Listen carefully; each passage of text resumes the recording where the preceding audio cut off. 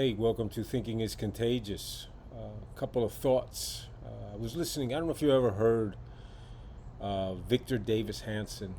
He's a scholar. He's a professor. He's at the Hoover Institute at Stanford University, among other accolades.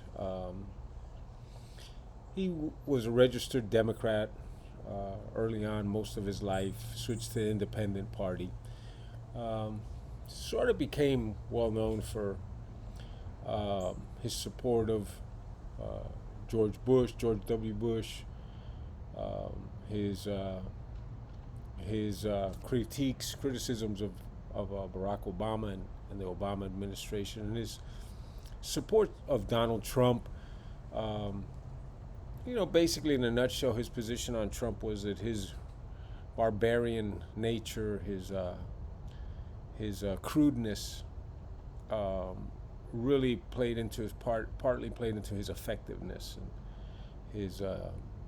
his persona, and it helped, uh, if anything, galvanize and solidify and get the effort behind America first. So uh, I heard him speak, and he's written quite a number of books. He's a scholar on the ancient Greek civilizations and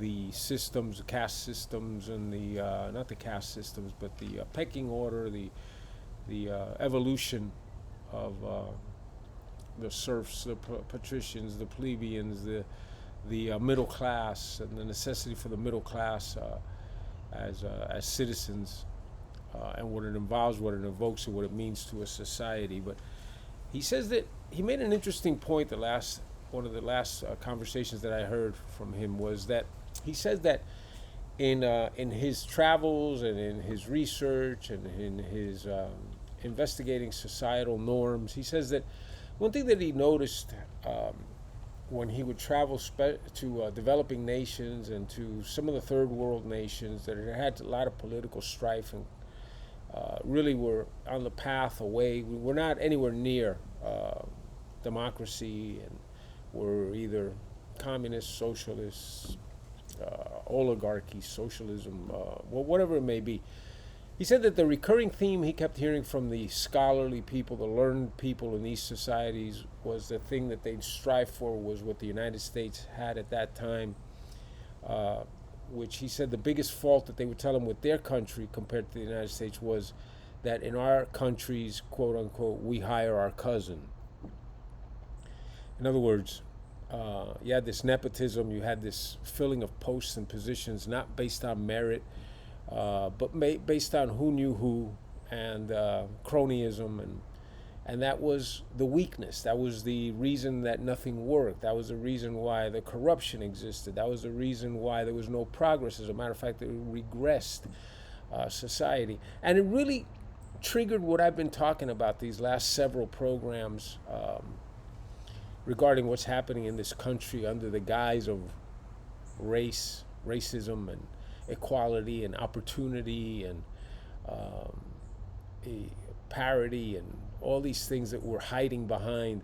And it's what we say. It's an attempt to undermine America corporately, socioeconomically, politically, morally, to drag it down to the level of what these countries, these third world, undemocratic societies aspire to do, which is get away from hiring your cousin. Well, we're rapidly moving towards hiring not so much your cousin, but hiring with the checklist, with criteria, where it's not the best and the brightest who get the position. It's, are you the right gender? Are you the right race? Are you the right sexual orientation? And that's what's happening here. And you see it on television. You see it, there's TV shows, and I've talked to a lot of people recently, and believe me, this is not my view, even though I've done a lot of research on it. Um, this is a view that I'm beginning to see. It's a recurring theme with a lot of people that I speak with. And most people that I speak with, most people in my circle, are not ultra conservative. They are, I would consider them to be in between, middle of the road, okay? And I believe them to be socially, on the social side, a little bit towards liberal. As far as the societal side, they lean towards the liberal component. But they're saying the same thing that I am. You turn on a television, you watch a commercial, and you would think that you are in a country where everyone is of color or is Asian, okay? And where 1 out of 3 people are gay. And again, I have nothing against what any of these sectors are, but I do have a problem when you are clamoring and screaming and raging for equality, opportunity, and proper representation. And when I put on television, when I put on commercials, what I'm seeing does not represent the society that I live in, that we live in, this world. And I think it's ridiculous that we can't speak to that point. And I think it's ridiculous that when we do, the immediate response, the only defense is you're racist. The fact is that the majority, the very large majority of people who claim racism are the very people who need there to be racism, to be relevant, to make a living, and to have a life, to have any type of opportunity to progress in society. And I know we've harped on this and we've discussed this, but this is how I feel. And I think that if you really analyze what I have just said, and you open your eyes and you listen and you watch and you study and you absorb what's going on around you in advertising, in the movies, in entertainment, if you add, you will see the consistency of what I am saying. I also I was watching a series on, I don't know if it's Netflix, I forget where it is. And this is a series where there's a white man who's married into an African American woman, and they have 2 children, biracial children. And in one of the scenes, they chastise the man because they say, "I can't believe that you took your son," and the child leans more towards the black background, his black lineage. "I can't believe that you took your black son to a police station." I couldn't believe what I was hearing. Like, a police station is a bad place. A police station is a place where black people are not allowed to go. And then they talk about the speech. When did you have the conversation with your son, explaining to him about being black in the police? What is that about? There is no conversation. The police are the police. Doesn't matter what color you are. But then it got me to thinking, maybe what they meant was, because then I started thinking, I said, you know what? Maybe it's a conversation that I should have had with my kids. But it doesn't enter my mind because I don't look at people in that way. But maybe it's a conversation that I should have had with my kids and warned them about the dangers of our society. Warn them about the segment of the population that represents 13% of the American population and yet accounts for 40% of the crime. And that was as recent as I could find, FBI statistic. 61% of America being white, and they commit approximately 58% of the crime in this country, and 13% of America being black, and they commit, I think it was 38%, 38% of the crime in this country. So it's disproportionate. So is that a conversation that I should have about, that I should have had about, hey, when you run into a person of this race, that you've got to be careful because they commit most of the crime in this country? No, that's not a conversation that I would have, because that's like a generalization, and that is like a the agenda and platform of a racist person. But guess what? Those are the people. That's the agenda and platform of the people who are saying they've got to tell their sons about the police because they're black. That shows you what racism is. It's like when you see people say Black Lives Matter. No, lives matter. If you have to put a color in front of Lives Matter, you're a racist. There's no ifs, ands, or buts about it. You're a racist. This society, I think, needs to understand the basic premise that I started this conversation with about the dangers and the perils of hiring your cousin. The dangers and the perils of not putting the best and the brightest in key positions. The world hates this country. The world envies this country. The world wants to catch up to this country. And in order to catch up to this country, they have interjected. They have brought back to life. They said, what made this country, when was this country at its weakest? In the 50s and the early 60s, before the civil rights movement, when there was this ugly racism and segregation and hatred in this country, in many parts of this country, and there was a media that could display it. And that made the United States look bad. So the enemies of this country said, we have got to return to that position. And that's exactly what they've done. They've taken small, isolated incidences. Police do not kill black people. Very rarely do they kill unarmed or armed black people. Police. And police arrest, police detain, and police render control, put under control people who resist them. No police officer wakes up and says, today I'm going to go out and do a racist act. Today I'm going to go out and abuse someone. Today I'm going to go out and beat someone because of their race, color, gender,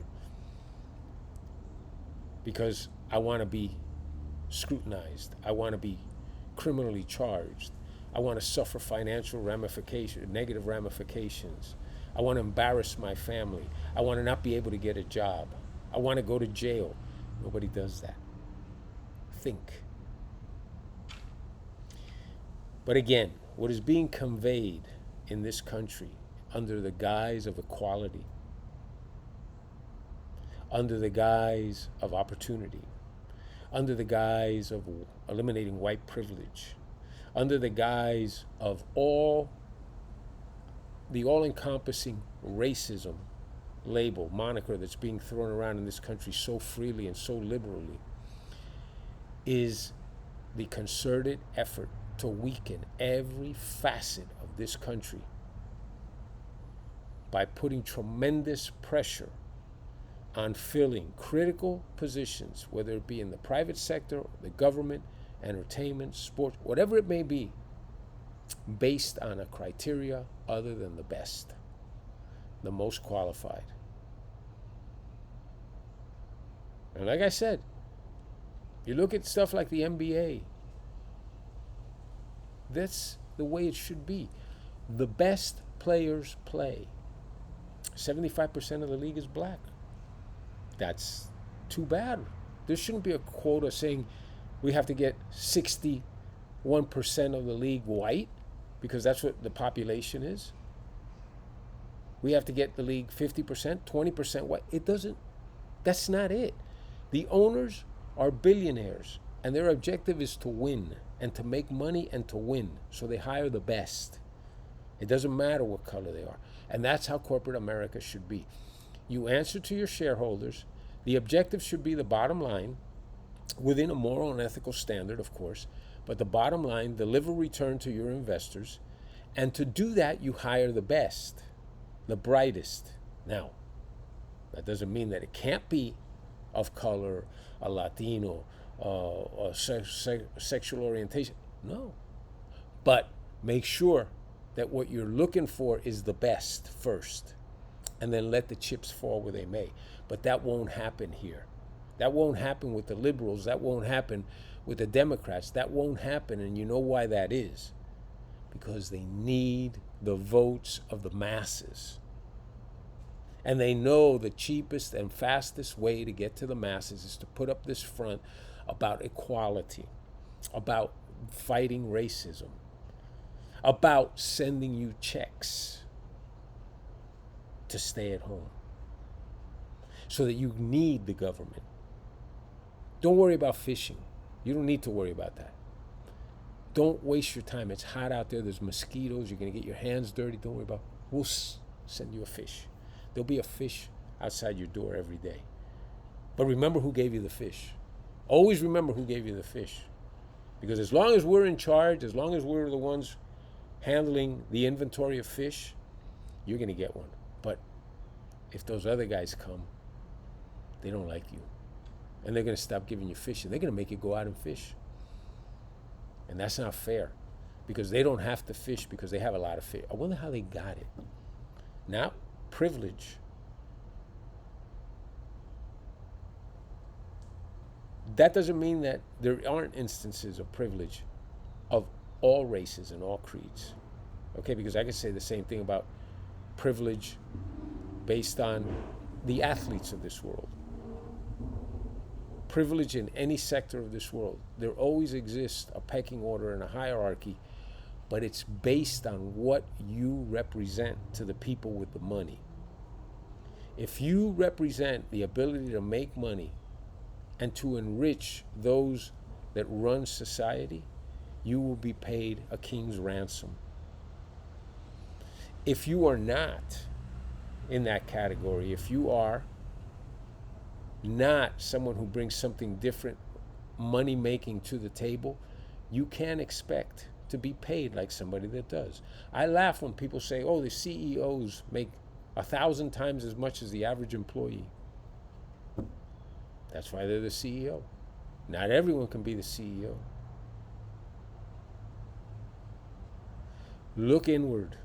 Next time you're bitching and crying about inequality, next time you're bitching and crying about white privilege, next time you're bitching and crying about that you can't get ahead because you're Cuban or you're Latin or you're black or you're green or yellow or because you're whatever. Look inward. Because the whole world looks inward here. They try to come here. They flee oppression. They flee discrimination. They flee abuse, and the lack of freedoms to come where they can have that. And guess where that is? The United States of America. Because they know here is truly the land of the opportunity. And it doesn't matter what color you are. It doesn't matter what language you speak. It doesn't matter what gender you are. It doesn't matter. If you are great at what you do, if you are good at what you do, you will be successful in the United States of America. It is the great melting pot. It is the history of this country. It is how this country was founded and how this country is constantly, okay, maintained. Opportunity. That's why everyone tries to come here. The only people that say this country has no opportunity, this country is racist, this country is oppressive, the people who say that are the people that have been fed a storyline and have been made comfortable in counting on someone else to do what they have chosen not to do. And that's not, I shouldn't say all, always, the only. There are some people that do need, that's what this system is set up for some people who do need the safety nets. not taking those away. But the vast majority of those people that are out on the street rioting, looting, pillaging, protesting, burning the flag, whatever, it's not because they don't have opportunity. It's because they don't want to work for that opportunity. They don't want to sacrifice for that opportunity. They don't want to do what it takes to embrace that opportunity. This country is seeing the light. I talk to a lot of people every day, and people have surprised me. People that I thought would never entertain this trend of thought. It is being entertained. It is being perceived. It is being acknowledged as a problem. And it will manifest itself November of 2022 when Americans go to the polls and throw these liberals out on their ass. I don't know if you saw OAC in her Tax the Rich dress. It was embarrassing. Embarrassing. Those very rich are the ones who give her her paycheck. 70% of the money needed to turn the lights on in this country in taxes, federal taxes, are paid by the top 10% of the wage earners.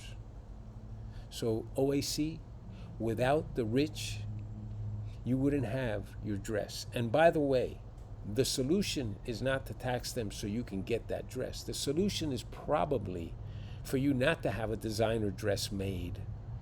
Wear a dress off the rack to the function that you're going to, and spend less of the taxpayer money. And I know that her paycheck will be her paycheck regardless. That's not the point. But the theory, the mindset behind it, these politicians. OAC was going nowhere. Okay? She is a political, she is just a political phenomenon that would not be able to make a living. She wouldn't make 1/3 of what she makes now as a politician if she was working on her a job as whatever she was. I think she was a bartender or a waitress or whatever. She would make half of what she makes now. You look at all these politicians, and that's on the left and the right, and they're multi-millionaires, 90% of them. And some are billionaires. The billionaires, it's different. But the ones that are millionaires and have spent their whole lives working for a government paycheck, you know what I say to that? BS. It's impossible. It's impossible without perks, benefits, and the things that fall in your lap because of your position of power and authority. And that's on both sides. And the dummies and the fools is us, the taxpayer, okay, who keep funding this feeding trough where these guys and women gorge themselves constantly. And then when they run out, they say it's not enough. You have to put in more. It's not that we're overeating. It's not that we're immensely overweight. It's not that we have to cut back. No. It's insatiable, our appetite. You have to put in more. End this. End there being creatures such as Pelosi, creatures such as Biden, creatures such as McConnell, creatures such as Lindsey Graham, who without the government, the connections and the power that they have from being elected officials, would not be anywhere near what they have. Creatures like Bernie Sanders, Elizabeth Warren. Read Bernie Sanders' career before he got into politics. You will be appalled at what this person is. I was going to say was, but he still is the same thing, only now he's an elected official. We give these people way too much credit, and we give ourselves too little. We have too little respect for ourselves and our values of who we are and what we represent. We are who funds this country. We are who provides the gasoline to run the infrastructure of this country. And we have to demand more of these people. It's a disgrace. Even now, the Republicans are using the budget running out, the debt ceiling running out. They say they don't support raising the debt ceiling. Well, you better damn well support it, because the reason we're running beyond the debt ceiling is because of you guys, both sides, all the politicians. And now to use it, the Republicans using this as a weapon to paralyze the government, to make Biden look bad running into the midterm. I know what it is. The same way I call out the right and the left, I'm calling out the right. It doesn't matter what collateral damage, it doesn't matter what it does to the stock market, it doesn't matter what it does to the population. There's an agenda, and that is to win the midterms. And if it means causing an economic crisis in this country by refusing to lift the debt ceiling, so be it. And that shows you what the Republicans are as well. They're the same as the Democrats, the other side of the aisle. People, drain the swamp. Anyone who thinks that they have done any good by taking Donald Trump out of the last election, and the last election, more people voted for Biden than Trump. That's not being questioned. But the people that voted for Biden, many of them were not eligible to vote. And many of those votes were not cast in time. And proper ID should be a requirement to vote, because if I want to get a driver's license, I have to show ID. If I want to get on an airplane, I have to show ID. If I want to get a job, I have to show ID. To imply that requiring ID is somehow a burden or a negative, has an adverse impact on any sector of this society, is racism. It's an insult to that sector of society. It's as if saying these people are not at the level of sophistication that we are. Everyone has an ID. The reason that you're trying to avoid the ID requirement, the reason you're trying to mail everyone a vote, the reason that you're trying to avoid having to account for who sent back that vote, is because you are trying to control and rig the outcome. Again, the numbers will bear out at the end of the day, absolutely. This many votes for this guy, this many votes for that guy, this guy won.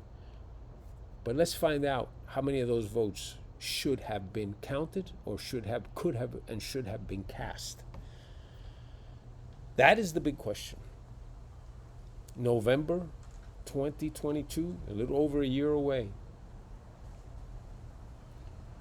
If and when Donald Trump runs again, if the vote is not overwhelming to re-elect Donald Trump as president of this country,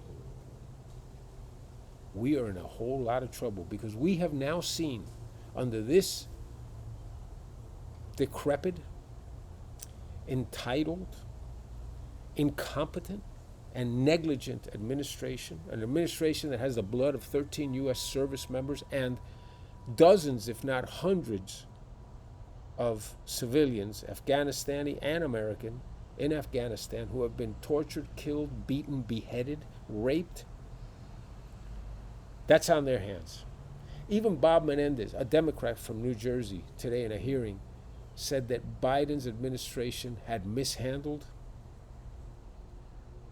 the leaving of Afghanistan, and that he wanted a report, and that people had to be accountable. People, open your eyes and open your mind. You cannot support anyone that supports this administration. No one. because you are voting against yourself. You are shooting yourself in the foot. You are hurting your families. You are hurting yourself. Have you seen the prices of gasoline? Have you seen the prices at the grocery store? The other day, there was a guy who comes on TV, a Democrat, and he says, no, inflation is not that bad because if you take out meat, chicken, and pork, the prices aren't that bad. So what? Now you want everyone to be a vegetarian if you take out meat, chicken, and pork? That's absurd. That's absurd. That's just to say, if you take out rent, it doesn't cost that much to live. If you take out your mortgage payment, it doesn't cost. If you don't have a car payment, what kind of morons are running this country? This needs to be a huge statement in November. Vote against what is in Washington today. It's embarrassing that Joe Biden is the president of the United States. It's even more embarrassing that cackling Kamala Harris is the vice president. That AOC holds political office, I don't think she could have won an election in grammar school for class president.